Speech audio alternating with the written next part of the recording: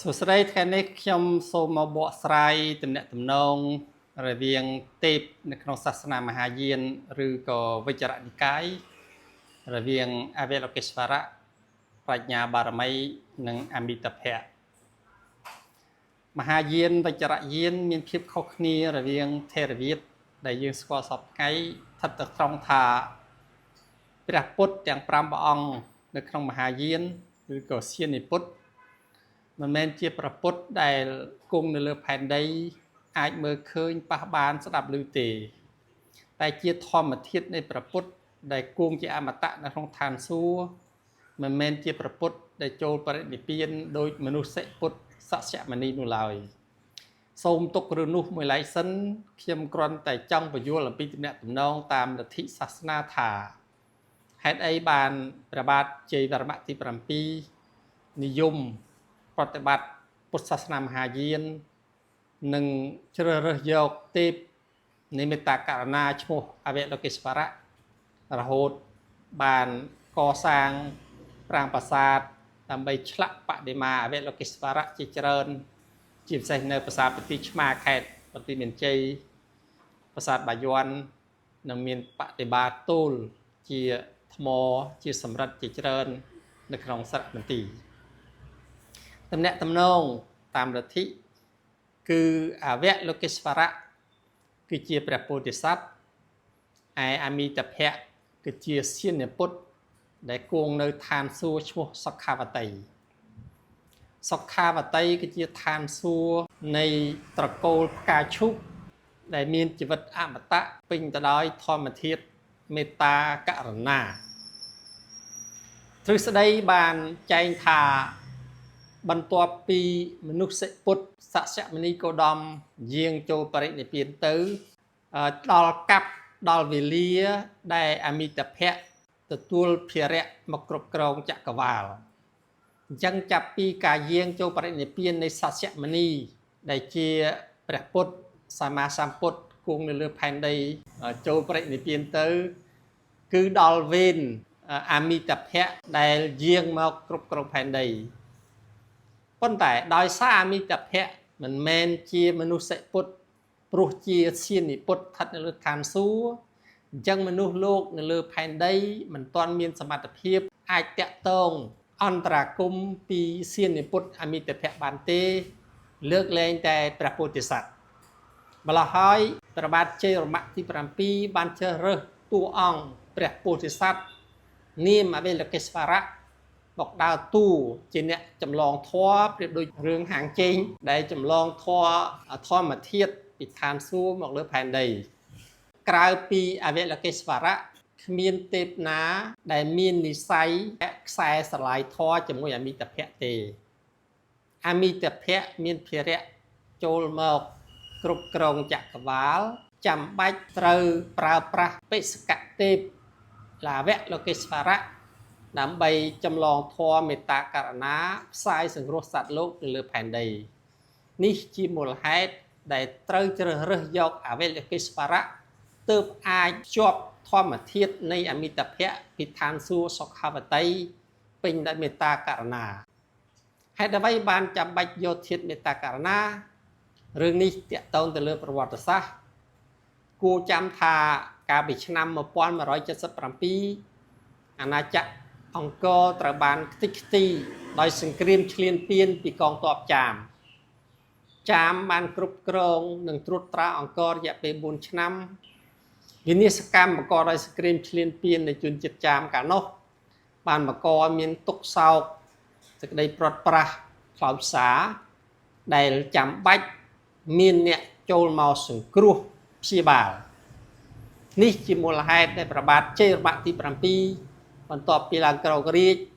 បានសញ្ញោកពីសាសនាព្រាហ្មណ៍ដែលកាលនោះគោរពជឿទៅលើព្រះវិស្ណុមកគោរពប្រតិបត្តិអវលោកេស្វរៈជំនួសវិញដោយសារអត្តសញ្ញាណរបស់ព្រះវិស្ណុក្តីព្រះសិវៈក្តីនិងអត្តសញ្ញាណទេពអវលោកេស្វរៈនៅក្នុងវិជ្ជរយានក្តីមានលក្ខណៈសម្គាល់ប្រហាក់ប្រហែលគ្នាក្នុងគោលដៅជួយសង្គ្រោះដូចគ្នាព្រះវិស្ណុគឺជាទេពរក្សាលោកសង្គ្រោះលោក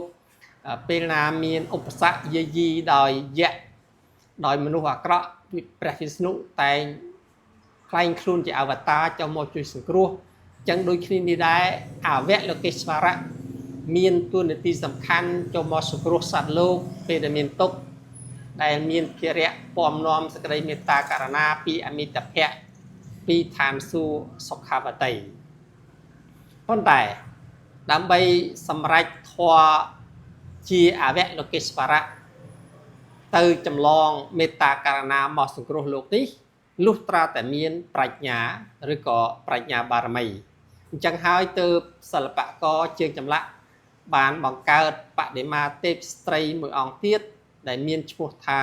ប្រាជ្ញាបារមីនោះប្រាជ្ញាបារមីក្នុងភាសាចំនួននោះវាត្រូវជាបញ្ញាបារមីនៅក្នុងភាសាថេរវាទដែលជាតួអង្គនៃបញ្ញានាំទៅរកការត្រាស់ដឹងបញ្ញាបារមីគឺជាតួអង្គនៃប្រាជ្ញាហើយអវលោកេស្វរៈគឺជាតួអង្គដែលមានឧបាយនៅក្នុងវជ្ជរយានគេតែងធ្វើតបៈធម៌បែបតន្ត្រៈដែលលើកដៃប្រណម្យនៅពាក់កណ្ដាលទ្រូងមានន័យថាឧបាយបូកនឹងបញ្ញាសម្រាប់ឈានទៅត្រាស់ដឹងនៅឋានសួគ៌ជាសៀននិពុទ្ធអញ្ចឹងហើយពាក្យសៀននិពុទ្ធគឺជាសភាវៈនៃពុទ្ធិចូលឈាននៅលើឋានសួគ៌តាមរយៈបច្ចេកទេសតន្ត្រៈឧបាយលោកេស្វរៈនិងបញ្ញាប្រាជ្ញាបារមីតានេះគឺជាទំនាក់ទំនងរវាងបញ្ញា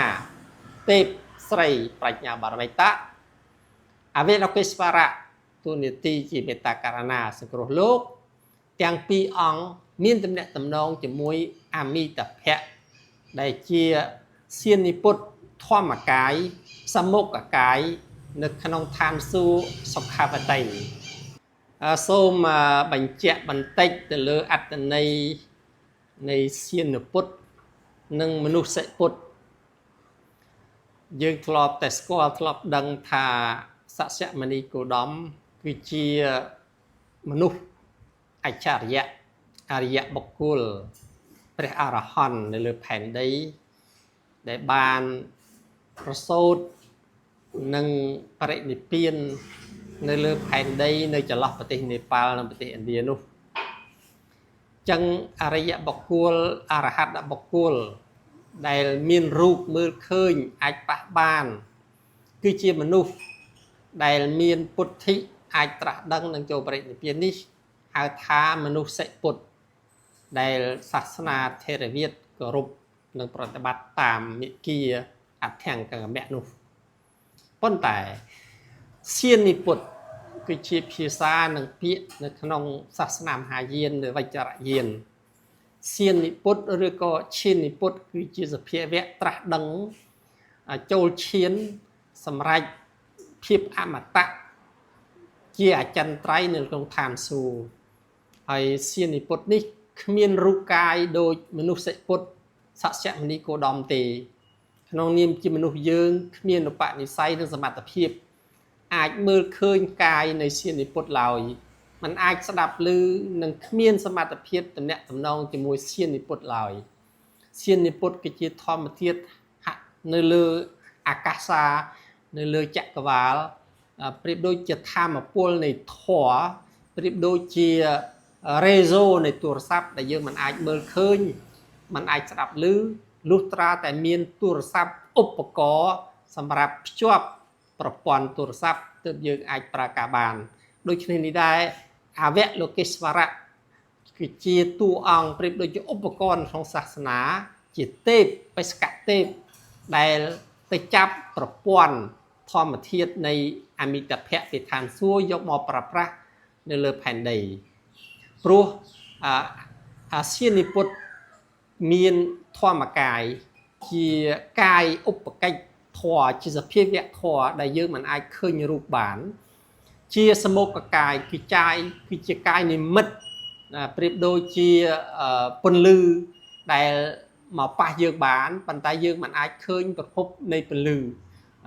នេះគឺជាសមុខកាយគឺជាពន្លឺដែលយើងអាចឃើញប៉ុន្តែធម្មកាយគឺជាប្រភពនៃពន្លឺដែលយើងមិនអាចឃើញមិនអាចដឹងថា ចេញពីទីណានិមានតកាយគឺជាកាយមនុស្សដែលយើងអាចមើលឃើញអាចប៉ះបានអញ្ចឹងមនុស្សពុទ្ធសក្យមនីគោតមគឺនិមានកាយសម្រាប់ប៉ុន្តែសៀននិពុទ្ធអមិតភៈក្តីអសោភយៈក្តីអមោគសិទ្ធិក្តីរតនសម្ភុវៈវៃរចនៈក្តីទាំងអស់នេះគឺជាសៀននិពុទ្ធដែលមានធម្មកាយដែលយើងមិនអាចមើលឃើញបាននេះគឺជាលទ្ធិនៅក្នុងសាសនាមហាយានដែលគោរពសភាវៈត្រាស់ដឹងឈ្មោះថាពុទ្ធិនៅក្នុងធម្មកាយនៅក្នុងចក្រវាលប្រៀបដូចជាធម្មពលនៃធម្មធាតុនៃពុទ្ធិប៉ុន្តែអត់មានរូបហើយដើម្បីសម្រេចបានអំណងនៃការជួយសង្គ្រោះត្រូវប្រើបេសកទេពដូចជាអវិលោកេស្វរៈដូចជាប្រាជ្ញាបារមីតៈដើម្បីជាអ្នកចម្លងធម៌ពីឋានសួគ៌មកជួយមនុស្សអ្នកអាចជំនឿបែបនេះមាននៅក្នុងសាសនាមហាយានបាទនេះជាភាពខុសគ្នានឹងការបប្រតិបត្តិរវាងសាសនាទាំងពីរនៅក្នុងប្រទេសកម្ពុជាយើង